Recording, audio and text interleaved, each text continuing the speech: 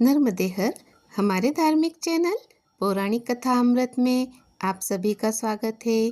पुरुषोत्तम मास अधिक मास की आप सभी लक्ष्मीपति नारायण भक्तों को हार्दिक शुभकामनाएं। यह मास आपके जीवन में सौभाग्य, स्वास्थ्य, खुशी, धन, वैभव, संपदा, यश, कीर्ति, मान सम्मान, अपनों का स्नेह, बड़ों का आशीर्वाद और लक्ष्मी नारायण की अनंत कृपा लेकर आया है। आज हम पुरुषोत्तम मास अधिक मास महात्म्य कथा में अध्याय 16 का श्रवण करेंगे। अपने हाथों में अक्षत और पुष्प लेवे, लक्ष्मी नारायण का ध्यान करें और शांत चित्त मन से कथा का श्रवण करें। जय लक्ष्मी नारायण।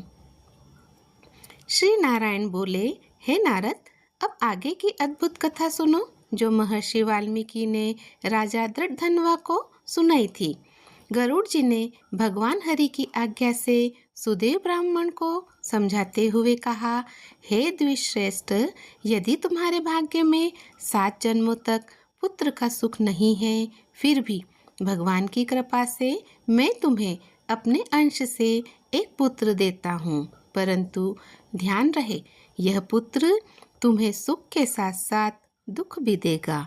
गरुड़ जी ने आगे कहा, मनुष्य का जीवन जल के बुलबुले के समान क्षणभंगुर है। इस नश्वर शरीर को पाकर जो व्यक्ति भगवान हरि का स्मरण करता है, वही वास्तव में धन्य है। संसार सागर से पार लगने वाले केवल भगवान ही हैं, अतः उनके स्मरण में स्थिर रहो।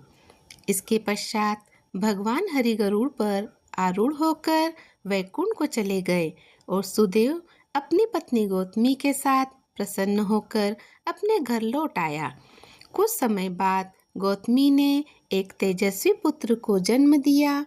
उस बालक का नाम सुखदेव रखा गया, क्योंकि वह शरद पूर्णिमा के चंद्रमा के समान तेजस्वी और मन को आनंद देने वाला था। समय के साथ साथ वह बालक बढ़ने लगा और उपनयन संस्कार के बाद वेद अध्ययन में प्रवृत्त हुआ। उसकी बुद्धि तीव्र थी और उसने शीघ्र ही समस्त विद्या प्राप्त कर ली। एक दिन महान तेजस्वी देवल ऋषि वहां पधारे। सुदेव ने उनका आदर सत्कार किया।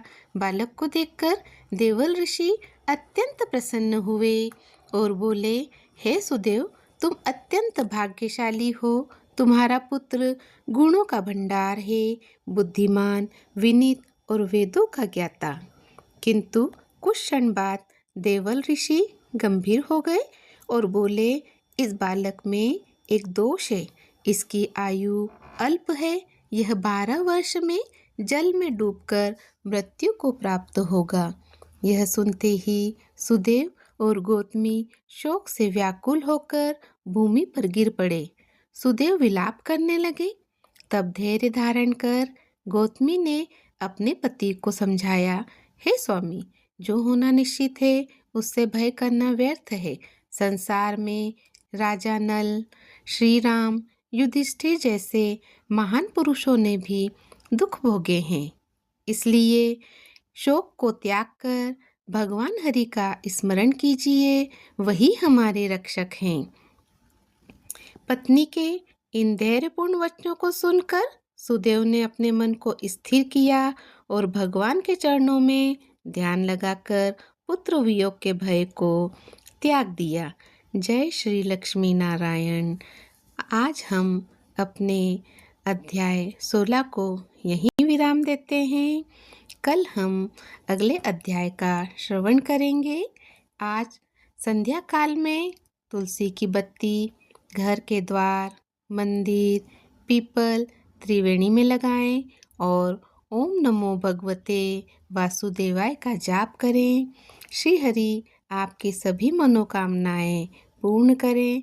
अब आप अपने हाथों के अक्षत और पुष्प नारायण के समक्ष रखें और 33 कोटि देवी देवताओं का स्मरण करते हुए प्रणाम करें और विनती करें कि हे श्री नारायण, मेरी इस कथा श्रवण से प्रसन्न हो, मुझ पर कृपा बनाए रखें। जय श्री लक्ष्मी नारायण। श्री हरि आपकी सभी मनोकामनाएं पूर्ण करें।